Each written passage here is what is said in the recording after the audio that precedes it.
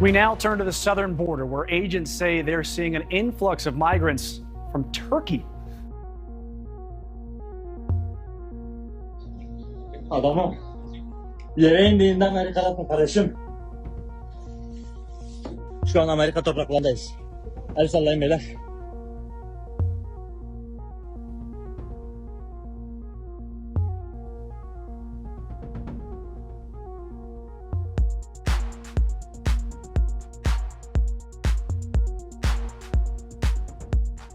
...25 yaşındayım. Aslen Tokatlıyım. Mesleğim fotoğrafçılık. Bu işlerle uğraşan bir arkadaş var. Arkadaş benim çalıştığım yerde karşı dükkanda, restoranda çalışıyordu, kebapçıda. Daha sonra işte biz bunda zaten ara ara iletişimimiz var.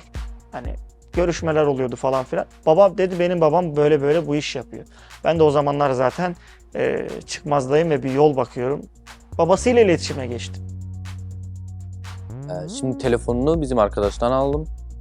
Aradım önce, telefonda konuştum. Buluşalım, yani konuşalım bu konu hakkında. Adam da tamam dedi. Ertesi gün kahvede buluştuk Ağrı'da.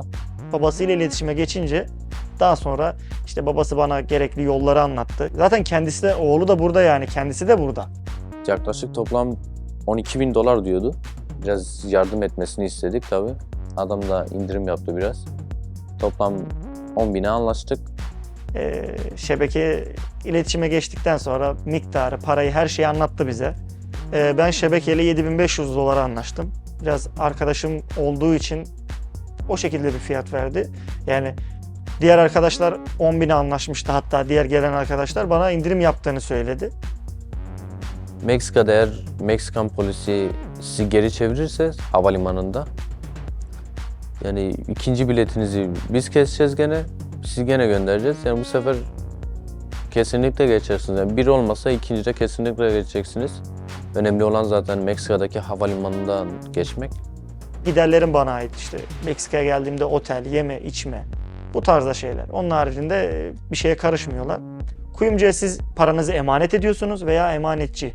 Paranızı emanet ediyorsunuz, $3.000-5.000. Bıraktıktan sonra yola çıkıyorsunuz. Yola çıktıktan sonra siz Amerika'ya ayak bastığınız anda telefon ediyorlar emanetçiye. Diyorlar ki işte tamam abi, parayı verebilirsin. Yani birçok kişi de geçtiğini duyduk arkadaşlardan, tanıdıklardan. Onun için güvendik. Güven ve ticaret yani. Eğer olmazsa paranızı kaybedersiniz. Nasıl güvendim ben de bilmiyorum açıkçası. Artık denize düşen yılana sarılır mantığı mı diyelim? Ne diyelim, ona siz karar verin. Biletlerimizi falan aldı.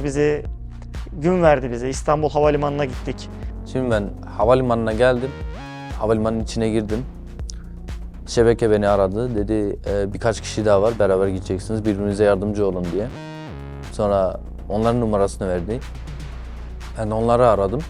Biz 3 kişiydik. Yani yola çıkmadan önce 3 kişi olduğumuzu biliyorduk. Havalimanında buluştuk açıkçası. Havalimanında buluştuğumuzda şebeke bize bilgiler verdi. Dedi ki fotoğraflarınızı çekeceksiniz. İşte ayrı ayrı ve toplu, üçünüz beraber olarak. Onu biz Meksika'da gereken kişilere göndereceğiz. Gereken kişiler bakacak geçerken, bize geçiş kolaylığı sağlayacak. Yani bunun da tabii bir ücreti var. $1.500 gibi bir ücreti var. Bunu ücrete tabi olarak yapıyorlar. Fotoğrafları gönderdik. Daha sonra uçağımıza bindik. Uçakta gene bilgi alışverişi yapıyoruz. Hepimiz panik içindeyiz. Yani birçok kişi var bizim mağaradan. 100 kişi falan oldu. Uçak bu, yani full bizim memleketten. Tam 16 saat Meksiko City'ye bir yolculuk yaptık. Meksiko City'de bir mola verdik. Bir yolcu bindirme oldu. Çünkü bize söylenen şu: Meksiko City'den geçemiyorsunuz. Orada müdahale ediyor. Çok sık. Yani kontroller. Problem yaşıyoruz. Cancun'a gideceksiniz. Cancun'a indik. Şimdi herkes bayağı korkuyor çünkü geri çevrilecek diye. Herkes korkuyor, kendini arkada tutuyor. Biz öne gidiyoruz. Bir tane gişede çalışan polis vardı. Biraz daha hızlı yapıyordu işlemleri. Pasaport damgayı vurup geçiriyordu. O sıradan devam ettik. Kadın geldi. Ziyaret amacınız nedir dedi. Turist dedim. Damgayı vurdu, geçtik. Geçtikten sonra bayağı bir sevindik tabii. Seviniyoruz ama belli etmiyoruz tabii, polisler falan. Korkuyoruz bir yandan. Daha sonra birkaç arkadaş daha vardı. Onları bekledik. Dışarıya çıktık. Zaten Meksika'da artık bu ticarete dönmüş. Yani bu biliyorlar ki Türkiye'den gelen insanlar çok. Kapıda taksiciler bağırmaya başlıyor. Türko, Türko, come, gel arkadaş, gel. Türkçe kelimeler kullanarak davet ediyorlar. Bunun da sebebini senin 10 dolarlık gideceğin bir yolculuğu 50 dolara sana ödetmek. Taksiye bindim. Otele gittim. Sonra şebeke aradı beni. Dedi bir tane polis gelecek otele. Ona 3500 dolar ver dedi. Tamam dedim. Dışarı indim aşağı. Aşağı kata indim, dışarı çıktım. Polisin gelmesini bekledim. Geldi, arabadan bana el hareketi yaptı, yani gel diye. Arabaya gittim. İsmimi söyledim. Evet dedim. 3500 dolar dedi. Çıkarttım, verdim. Sayarken ben çaktırmadan telefonla video çekmiştim. Polis geldi. İşte arkadaşların arasında bir kişi dedi insin falan. Ben inmeyi tercih ettim. 1500 dolar olarak bize bir rakam söylenmişti. 3 kişiydik. 4500 dolar para götürdüm. Kabul etmedi. 1500 dolar daha istediğini söyledi. Neden diye sorduğumda geçiş ücretleri pahalandı. 2000 dolar oldu dendi. Yani daha sonra mecbur kaldığımız için başımıza bir şey gelmesin diye onu da verdik. Yani otelde bir 3-4 gün bekleme süremiz oldu. Uygun uçuşu beklemek için.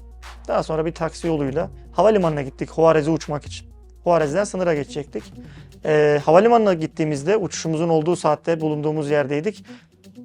Bir 15 dakika kala ordu geldi, yani asker geldi, komutanla beraber bir 7-8 asker geldi. Herkesin pasaportunu topladı. Bazı pasaportları ayırdılar. Ayırdıkları pasaportları dediler ki pasaportunu vermediğimiz beklesin. Biz de bu grup içerisindeydik. Bazı diğer ülkelerden olan Latin kökenli vatandaşlar da vardı. Bekledik. Daha sonra uçak kalktı gitti. Biz hala bekliyoruz. Pasaportlarımızı dağıttılar. Ne oldu dediğimizde siz gidemezsiniz dediler. Yani ülkeye ayak basmışız. Bizi bir şehre uçurmuyorlar yani. Bu kadar ilginç bir şey. Geri döndük otelimize. Şebekeyle tekrar konuştuk. 200'er dolar daha para verdik. Başka bir uçuş ayarladılar. Başka bir havayolu şirketinden. Onunla ilerledik. Onunla ilerledikten sonra Juarez'e geldik. Juarez'de polisler galiba şey alıyormuş, yani pasaportun arasına senin bir para koyman lazım. 50-100 dolar falan bir şey koyman lazım. O parayı almadan geçirmiyorlar. Biz de o şekilde 100'er dolar koyduk. Daha sonra polis pasaportları aldı, gitti. Ve aynı şekilde dediği gibi 100'er dolar içinden alınmıştı. Yani 20-30 yolcu varsa aynı şekilde o polis oradan 2-3 bin dolar bir para almış oldu. Geçtik, dışarıda bir taksimizi bekliyorduk. Daha sonra taksi geldi, bizi aldı. Tam yolda gidiyoruz, hiçbir şey yok, gayet trafik bir yol. Polis arkamızdan siren yaktı ve bizi sağa çekti, durdurdu. Durduktan sonra polis hepimize arabadan inmemizi söyledi. İşte çantalarınızı açın dedi, içini gösterin. Çantaların içini gösterdik. Baktı ve bana dedi ki siz dedi Amerika'ya gidiyorsunuz. Size dedi ceza yazmak zorundayım. Adam başı dedi 500'er dolar para verin. Ben de dedim, yani dedim 4 kişiyiz 2000 dolar para istiyorsun. Bizde böyle bir para yok dedim yani. Dedi ki eğer bu parayı vermezseniz hemen buraya orduyu çağırırım. Ordu sizi gözaltına alır, oradan sınır dışı mı edilirsiniz? Yoksa cezaevine mi atılırsınız?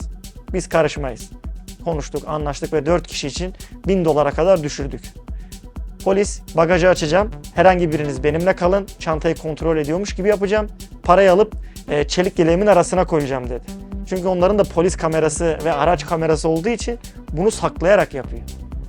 Orada ben son paramı da o şekilde polise vermiş oldum. Tekrar taksiye bindik. Sorunsuz bir şekilde şebekenin bizi yönlendirdiği adamın yanına gittik. Bu arkadaş bir Türk. Yani adı da Ömer. Gittik, orada bize bir yemek ısmarladı. Bize yolu nasıl geçeceğimizi anlattı. Eğer ordudan biri sizi yakalarsa bunu rüşvetle halledebilirim dedi mesela. Sınıra geldiğinizde o bir tane tümsek yokuş olacak dedi. O yokuştan dedi hiç durmadan koşun. Daha sonra dereye gireceksiniz. Oradan dedi direkt karşıya geçin. Zaten Amerika'nın sınırına geçmiş olacaksınız. Hiçbir şekilde Meksika polisi veya Meksika ordusu size karışamaz dedi. Bir arkadaşı gelecekmiş. Ona 100'er dolar para vereceğiz. Daha sonra bizi sınıra kadar götürecek. O şekilde anlaştık. Bekledik. Taksimiz geldi ve sınıra vardık. Tabii taksici panik bir şekilde dedi burada inin, hemen karşıya kaçın dedi. Biz de indik. Hemen sınıra kaçtık, yani polisler bizi görmesin diye. Baktık arkadan bir tane Meksikan polisi geliyor arabayla. Biz tabii korkudan biraz daha hızlı koşmaya başladık. Dereyle karşılaştık. Yani arkadaşlarım benden önce oraya varmıştı. Hepsi bekliyor. Dere ne kadar derin? Acaba bataklık mı, bir şey mi? Tabii ben o ara artık daha hiçbir şey düşünmediğim için yani buraya kadar gelmişim, her şeyi göze almışım, daha hayatı hani yani bırakmışım yani artık her şeyi geride. İlk önden ben atladım.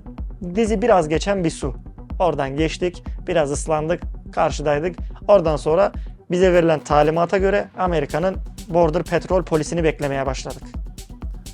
Sadece yani korktuğumuz için Meksikan polisi ne bileyim bize ateş edebilir mi edemez mi diye bir duvarın arkasına geçtik. Öyle oturduk. Yani belli bir süre kampta duracağımız için sigara içemeyeceğiz. Biz de son sigaraları aldık, yaktık, öyle sigara içiyoruz. Keyfimiz yerinde. O sırada ailelerimizi aradık, söyledik biz teslim oluyoruz. Daha sonra şebekeye haber verdik, biz sınırı geçtik diye. Şu an hani yürüyoruz. Orada uzun işte demirler var tabii geçemeyeceğiniz. Polis geldi, açıkçası direkt camı indirdi. Kürdo kürdo dedi. Yes dedik. Dedi arabaya bindik. Dedi ki sigaranız varsa dedi atın şu an dedi kapıdan dedi. Attık. Bizi arabaya bindirdi. Tabii bize o sırada da çok güzel konuşuyor. Dedi artık mesela Amerikan ellerindesiniz, güvendesiniz. Yani Meksikan polisine göre yani bayağı iyiydiler. Kendimizi güvende hissettik. Bizi bir sınır kapısına götürdü. Sınır kapısında böyle bir nasıl diyebilirim çadır kent gibi bir çadır yerleşim yeri gibi bir şey vardı. Orada bir sıra. Sıraya girmeden önce bağcıklar, işte metal eşyalar, her şeyi poşete koyduruyorlar ve orada kayıt altına alıyorlar. Ne varsa elinizde bir numara veriyorlar size. Venezuelalı, Afrikan ülkelerinden gelenler vardı. Guatemala, Honduras, o ülkelerden bayağı gelenler vardı.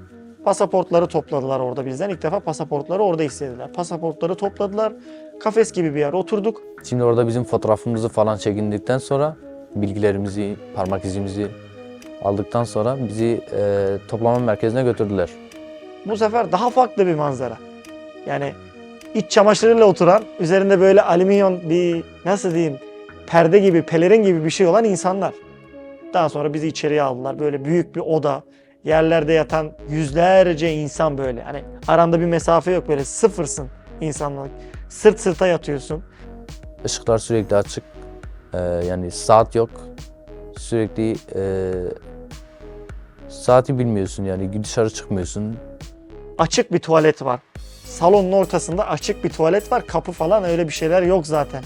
Yani bir şey yapmak isteseniz bir arkadaşınızı yanında götüreceksiniz. O yanınızda duracak. Bu şekilde size yardımcı olacak ki rahat olabilirsiniz olduğu kadar. 4 gün boyunca, 5 gün boyunca orada kaldım. 6 gün sonra ismimizi okudular. Dışarı çıktığımızı zannettik. Yani bizi bırakacaklar diye zannettim. Oradan da bizi topladılar, kelepçelediler. Ayaktan, elden, belden şekilde. Havalimanına götürdüler. İki otobüs şeklinde 120 kişi. Oradaki otobüse bindik. Uçak geldi. Uçağa bindik. Oradan Florida'ya yolladılar bizi. 2-3 saatlik bir yolla Texas'tan Florida'ya yolladılar. Florida'ya gittikten sonra otobüsler gene geldi, bizi aldı. Georgia'ya otobüsle gittik, Atlanta'ya. Yolculuğun sonunda başka bir açıkçası kamp diye yumuşatılan direkt cezaevi olan bir yere gittik. Biz serbest bırakılacağımızı zannediyorduk. Ama oraya gidip baktık cezaevine getirdiler bizi. Sınıra geçtikten sonra polis sizi tabii ki hoş geldin diyor ama sizi bir tutuk evine, detention center dediğimiz bir tutuk evine alıyorlar. İşte ailevi duruma göre erkekleri bayanları ayırıyorlar. İşte çocukları işte adliyeyle vesaire bırakıyor. Tek çocukla gelenler de var tabii. Yani onların işi de çok zor. Bu süreçte içeri alındıktan sonra çok çeşitli uygulamalar görüyoruz. That's pretty accurate. I think between 8 to 10,000 at any given time of a population like Turkey nationals are in there because that is a heavy population on that. I think that rivals really close to your Ukrainian nationals and Chinese nationals probably about maybe 1/3 of that at this point. Bu cezaevinde içeri girdik, kelepçeler açıldı. Bir gün boyunca aşağı yukarı bir odada bekledik. Bize turuncu renkli cezaevi kıyafetleri verildi. Gömlek ve pantolon. Bir de ayakkabı turuncu renkli. Orada gerçekler yavaş yavaş yüzümüze vurmaya başlandı. Polisler yani gayet iyi davranıyor, gardiyanlar gayet iyi davranıyorlar. Yemek vakitlerinde gidip yemek yiyoruz, dışarı mesela çıkabiliyoruz. Ara sıra bir halı saha var, bizi halı sahaya çıkartıyorlar. Öyle ülke ülke maç yapıyorduk. Güzel şeylerdi mesela. Sabah akşam sayım yapılıyor vesaire vesaire. Çok fazla bildiğiniz yani cezaevi yani. Kamp falan değil. Daha sonra gelip geçen arkadaşlar hani olabildiğince o araya çıktığımız, havalandırmaya çıktığımız saatlerde sorular soruyorduk. Burada kaç gündür buradasın? Diyordu 70 gündür. Bazısı diyor 100 gündür. Orada diyorsun yani Allah'ım ne oluyor 100 gündür bu adam burada ne yapıyor? Bu adam 100 gündür buradaysa ben kaç gün kalacağım? 1-2 gün içinde tamamıyla serbest bırakılan kişileri de görüyoruz. Gelip ayağına kelepçe koyup serbest kalan kişileri de gördük. Veya içeride tutuk evinde 3-4 ay kadar süreyle kalanlar var. Daha da uzun süreyle kalanlar var. 90. gün geldi çattı. Tanışma mahkemesine gideceğim. Yani etraftan aldığım bilgilerle Sizin mahkemeniz başlatılıyor. Yani 4 tane bir hakim var orada. O 4 hakimden birine size duruşma günü veriliyor ve orada size neden geldiğiniz soruluyor. Bekleme süresince bunu mahkeme, immigration yani göçmenlik dairesinin mahkemeleri bu kişilerin başvurularını değerlendiriyor. Siz bu mahkeme gününü beklerken içeride zaman geçiyor. Bir şekilde çıkmak istiyorsunuz ve bununla alakalı bond olduğunu öğreniyorsunuz. Kişileri belli bir süre beklettikten sonra serbestsiniz ama şartlarımız var ve kefalet vereceksiniz ki duruma göre kefaletin rakamı birkaç bin dolardan 10 binler 20-30 bin dolara kadar çıkan bir rakama ulaşıyor. Avukata parayı ulaştırdıktan sonra avukat bir bond isteğinde bulunuyor. Bir hafta sonra size bir kağıt geliyor. Bond mahkemeniz şu gün diye. 110. gün gittim mahkemeye. Bontumu istedim hakimden. Yani normalde avukatsız bunu yapamazsın. Avukatın istemesi lazım. Param da yok tabii. Tutamıyorum. Avukat tutamıyorum. Avukatlar bayağı bir meblası yüksek. Ücreti. Orada ulaşabileceğiniz, size yardımcı olacak tek kişi Türk bir avukat bulmanız lazım. Dilinizi konuşan. Avukatlar ticaret yapıyor orada açıkçası. Sizin zor durumdan fırsatçılık yapmaya çalışıyor. 2.000-3.000 dolar arası para istiyor. Sadece mahkemeye çıkıp merhaba bu insanın kefaletini istiyorum demek için. Şimdi avukatlar tabii ki meslek icra ediyorlar, para kazanmak istiyorlar. Tabii para kazanırken de müşterilerine yardımcı olmak istiyorlar. Avukatlar işte çok para istiyor dediklerinde tabii avukatın ne kadar zaman harcadığı, ne kadar tecrübeli olduğunu bilmeden konuşuyorlar. Tabii her avukatta bir aynı değil. 2 yıllık avukat var, 40 yıllık avukat var.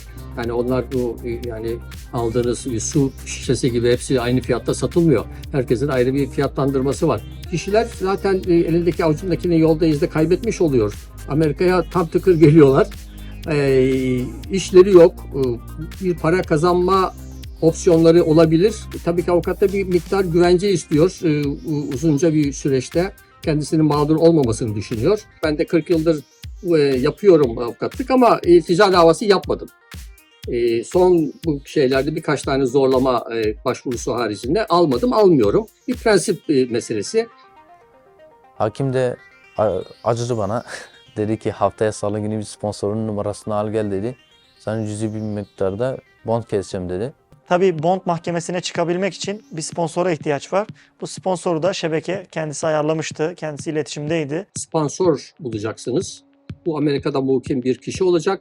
Biz sizi aradığımızda nerede bulacağız?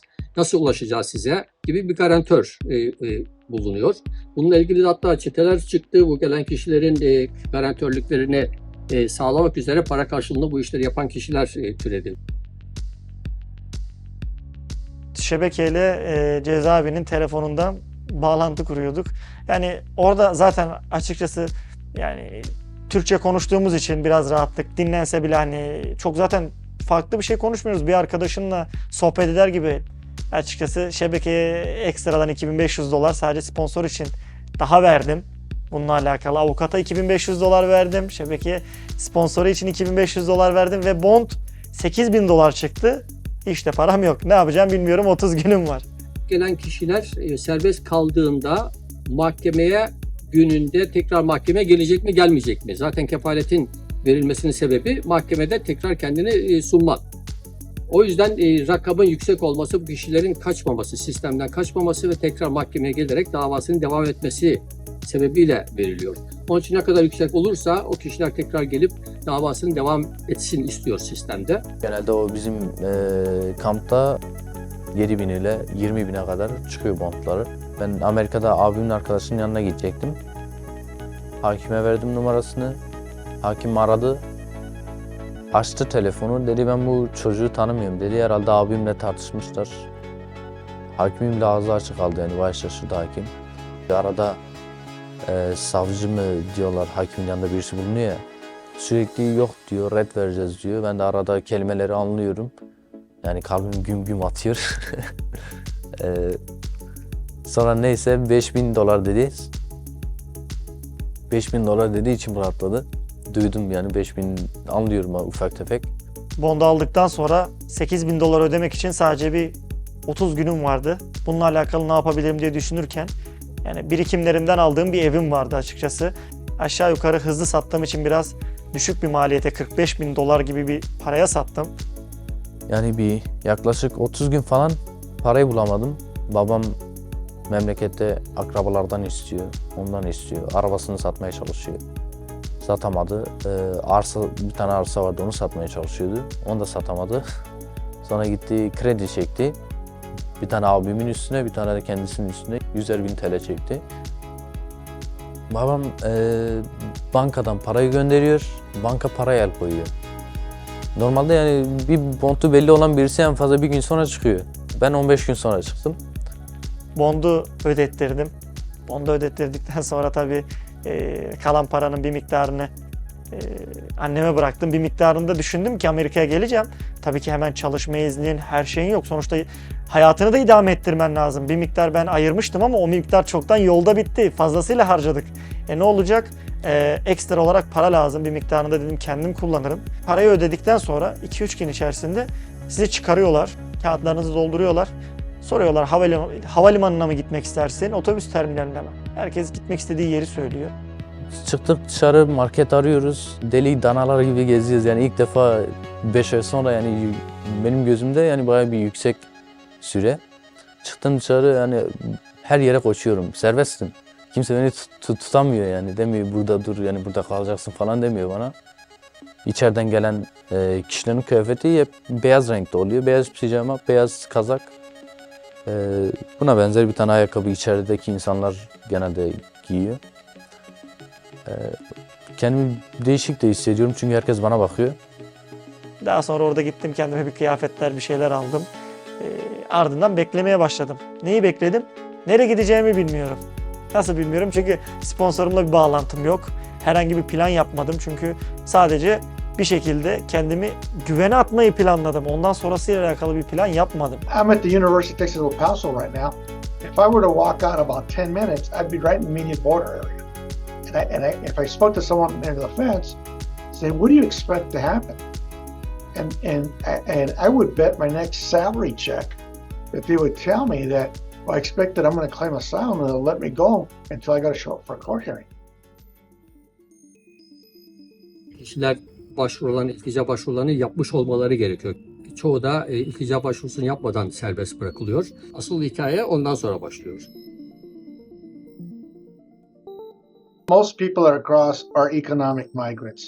Now, unfortunately, no one crosses the southern border or even the northern border of the United States for free on that. So they normally hire, contract a guide, smuggler, some kind of service that does that. What we've seen in our southern border of the United States the last 3 years is that there is a perception that many people are eligible for asylum. And so although they're economic migrants, once they enter here and they present themselves to an immigration officer, they claim asylum. Şimdi buradaki en büyük sorun geldiğinde kişi bir dünyadan bir habersiz geliyor. Sadece Amerika'ya gireceksin, iltica talebinde bulunacaksın. Sana orada iltica kabul edecekler ve sana green card verecekler. Amerika'da yaşam sağlayacaklar. Bu doğru değil. Onun için sizin geldiğiniz ülkede bir korkunuz, endişeniz olması gerekiyor. Onun da etnik köken olabilir, dini farklılıklar, inanç farklılıkları olabilir, siyasi görüş farklılığı olabilir. Hatta cinsel tercihleriniz de olabilir. Bunları söylemeniz yetmiyor. Bunlarla beraber bir takım belgeleri sunmanız gerekiyor ki hakim veyahut da işte başka yerlerde, zeminlerde göçmenlik dairesinin görevlileri sizin bu taleplerinizi kabul edebilsin. If you fall outside those categories, if you simply come up with the vast majority of people, that are looking for a better way of life, and I think most of us would not blame someone seeking a better way of life, but a better way of life is not a category under political asylum. Tabii bu bir artık sır olmaktan çıktı. Türkiye'deki ekonomik ve siyasi sorunların insanların başka ülkelerde yaşam aramasına sebep oluyor. Tabii ki Meksika'ya vizesiz gelebilmek de diğer bir etken. Meksika bilhassa engellemiyor. Orada bir ekonomi doğmuş gibi. Last year, Mexican nationals sent $21 billion back to Mexico in remittances. That's a nice chunk of the gross national product of Mexico. Gelmeyi yönlendirecek sebeplerden diğer bir tanesi de Amerikan konsolosluklarının görüşme günlerini çok uzak tarihe vermesi. Kişi başvuru yapıyor, 1,5 sene sonra bir turist vizesi alıyor veya bir randevusu veriliyor. Tabii konsolosluklar da bu aralar çok yoğun ve başvurularda fazla olduğu için redler de fazlalaşmaya başladı. Çünkü Amerika'da tabii sık elemeye başladı. Türkiye'deki kaçışın farkındalar. O yüzden turistik gidiş gidip geri dönmeyeceği karinesi kafalarına yerleşmiş durumda. Güvenmedikleri, inanmadıkları kişilere onlar da bize vermiyorlar. We should adjust and change how we approach who we allow to enter. Sonra belli bir süre çalışmadım. Avukat tuttum sonra. Tekrar bir avukat tutmak zorunda kaldım. $6.000 iltica mahkemesi için. Yani toplam $26.000 etti. Tabii masraflar olarak 8.000 şebekeye gitti. 8.000 pond ödedik. Onun haricinde sponsor ve avukat 5.000 oraya gitti. 23-25.000. Onun haricinde tabii ufak tefek masraflar ve bir yıl aşkın süredir buradayım. Hep cepten yiyorum çalışmadığım için. Toplamda $40.000 param, belki daha fazlası gitti. Hiçbir şey sosyal medyada, sağda, solda göründüğü gibi değil. Kim $40.000 harcamak ister? Ki bu $40.000 belki 2 yılda yerine koyacaksınız. You're desperate and you come to the United States and you seek asylum and you claim asylum and they tell you, look, your court case is not for 5 years. If you've been here 5 years and you're working and you're sending money back home, you got family here, and someone's telling you, looks at an attorney and goes, hey, your case is not real strong. Do you show up for your immigration here? History tells us about 65% of the people don't show up for the hearing. Şimdiden huzursuz ediyor. Benim avukatım bana diyor kazanamazsın diyor. Yani ben o yüzden yani 10-15 gündür ben uyuyamıyorum. Yani evden çıkamıyorum gerçekten. İşe gidiyorum. Sürekli kafam orada olduğu için hatalar yapıyorum işte.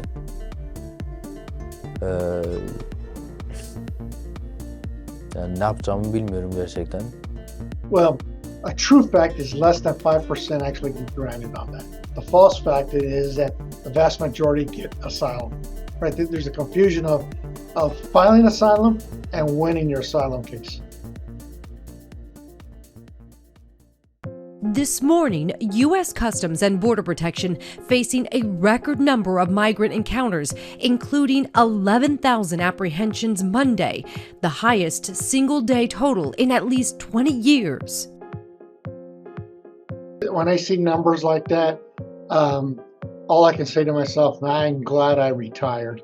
It's been 9 months since Texas Governor Greg Abbott has sent busloads of migrants to New York City, forcing the city to turn 120 hotels into emergency shelters. And how dare anyone say New York City is not going through a crisis? And here's the sad part about it, folks. When you get 10,000 a month, there's no relief in sight. And so I'm not going to search through a thesaurus and find the proper way to be politically correct to tell you that this can destroy our city, this crisis. But the biggest concern is it's not knowing who's coming in. 15 to 17% of the population that we would arrest had some kind of criminal background. That is a problem. And I go back to to the 80s when Fidel Castro released his prisons. And we saw Southern Florida get a flood of Cuban nationals. Now, of course, when someone comes across, they don't say, Mr. Border Patrolman, I didn't need to tell you I have a criminal background, right? I've never had a single person ever tell me that. It's one of those, well, I'll admit it when they find out. The problem continues because it's kind of like a political football. Now, when I look at the last, let's say, for example, the last two administrations, and I'll start with the Trump administration. He spoke very tough about border security and the wall and other things on that. But the reality is, he didn't provide a lot of resources on that. It was, they built some fence, but in terms of the growth of the agency, it didn't really occur. Let's say surveillance technology equipment, that really didn't increase a lot, getting the status quo. But he spoke tough, right? There was a perception of, hey, if you come up, there's a consequence on that. Now, under the current administration, the Biden administration, he hasn't really taken away a lot of resource personnel. And the number of personnel has been about the same. The technology hasn't been degraded. They haven't built any barriers, but their perception they're projecting is, if you come over, we'll worry about it later on. And so the difference between the two is how they project their stance and approach on security. Burada çok kişiyi tanıdım. Gelip 2 yıldır mesela borçlarını bitiremeyen insanlar var. Dışarıda yatan insanlar var. Türkiye'ye dönen insanlar var. Türkiye'den belki Türkiye'ye göre çalıştıklarında iyi bir ücret alıyorlar ama buranın da masrafları Türkiye'ye göre kat be kat çok fazla. İş konusunda mesela diyorlar. Yani çok yüksek paralar kazanırsınız. Yani 8-10 bin dolar kazanırsınız diyorlar. Yani bu imkansız yani. Bunun için güzel bir iş yapman lazım. Yani şirketlerde çalışman lazım. Güzel bir işin olması lazım. Böyle yani pizzacıda çalışarak, inşaatta çalışarak bu mevlalar bayağı yüksek. Ancak 3-4 bin dolar kazanırsın. Ev kiraları zaten 1000, 2000, 3000. Sigorta yüksek. Yani benzin derken para bitti. Yani ay sonunda pek bir şey kalmıyor. Yani hemen hemen aynı Türkiye ile. When they're granted the ability to work, things of that nature, that there's an expiration date to that, right? And that expiration date culminates with a court hearing on that, and oftentimes you don't think beyond that. The problem with that, though, is that let's say they don't win their case or don't even show up to the case. They're now ordered an abstention. Now they're living in the shadows of American society. And I can't imagine having to look over my shoulder all the time if I hear, let's say, a siren, right? Is that immigration or is that a police? Is the police going to stop me and ask me about my immigration status? That is living in fear. And that's where I would tell, someone that's going to leave from Turkey, on that you need to think this process out. On that, is it, living in fear, having your children live in fear, is it worth the return of investment? And only they could answer that. But for me, it'd be really tough to say yes. Benim abim de şimdi gelmek istiyor. Yani 2 ay sonra gelmeyi planlıyor. Ama ben söylüyorum, yani ben geldim. Yani ben gördüm, ben senin iyiliğini istiyorum. Benim abimsin yani sonuçta. Milletin dediğine bakma. Yani o kadar kolay değil. Günde yani o kadar para kazanamazsın. Parayı da geç yani. Mahkemeler de sıkıntılı. Bu işlem en azından bir 8-10 senelik bir proses. O kadar süre eşinin dostunu göremeyeceğini düşünmeye başladıklarında bu yolculuğun ne kadar uzun olduğunu anlamaya başlıyorlar.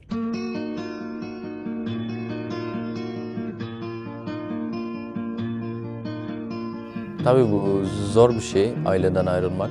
Hele ki 18 yaşında. 7 kardeşiz biz. 6 erkek bir kız. Ben sondan ikinciyim. Ben 2 yıl diye hesaplıyordum. 2 yıl sonra döneceğim diye hesaplıyordum. Annem falan da öyle biliyordu. vedalaştım ya, annemin içinde böyle bir his vardı sanki, yani bir daha hiç göremeyecekmişim gibi. Bırakmak istemiyordu, böyle sarılıyordu, bırakıyordu, tekrar sarılıyordu. Otobüsün içine geldi. Ben oturdum, bir baktım tekrar geldi, sarıldı.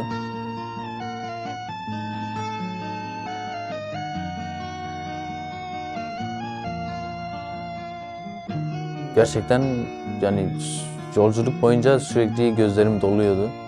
Hala aklım annemde, babamda, küçük kardeşimde, kardeşlerimde. Yani gittiğimde belki annem babam olmayacak, yani 10 yıl kısa bir süre değil. Şu an bile babam 60 yaşında, annem 55 yaşında. Küçük kardeşim geldiğinde mesela yürüyemiyordu. Şu an koşuyor, gidiyor, geliyor. Ben o zaman gitsem okula gidecek mesela, daha büyük olacak, daha büyüyecek.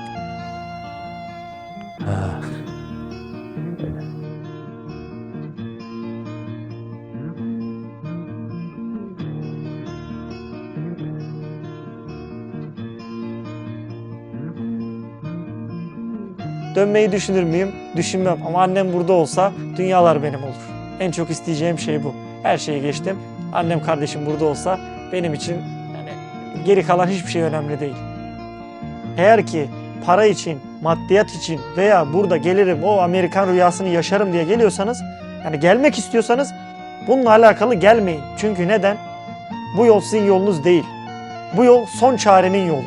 Gerçekten bir sıkıntın varsa, zamanın yoksa, hayatın tehlikede hissediyorsan, gerçekten başka hiçbir çaren kalmadıysa artık o noktada benim söyleyebileceğim veya tavsiye edebileceğim bir şey gene yok. Ben de böyle gelmek ister miydim? İstemezdim. So what I would tell not just Turkish nationals and or Turkey government or even other governments is that their nationals are being set up for failure, right? When we talk about being small, we hear the term American dream, and we almost sound like it is like a cruise trip travel, right? With all these luxuries and things of that nature. No, their nationals are getting exploited all along the way. There's nothing that comes for free throughout the travel, from the food to the travel, to the way they're treated. On that, sometimes verbally abused, sometimes physically abused, sometimes sexually abused. On that, it is a horrific journey.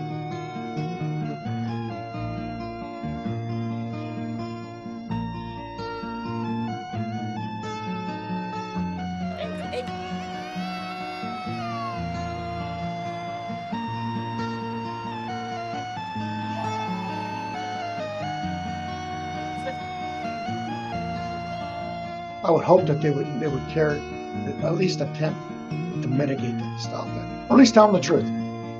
It's not an easy journey. You're going to be exploited.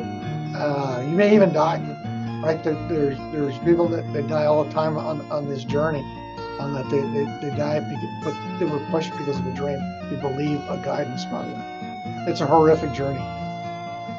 Sınırda ölen kişiler de var. Yani rehin alınıp para istenilen kişiler de var.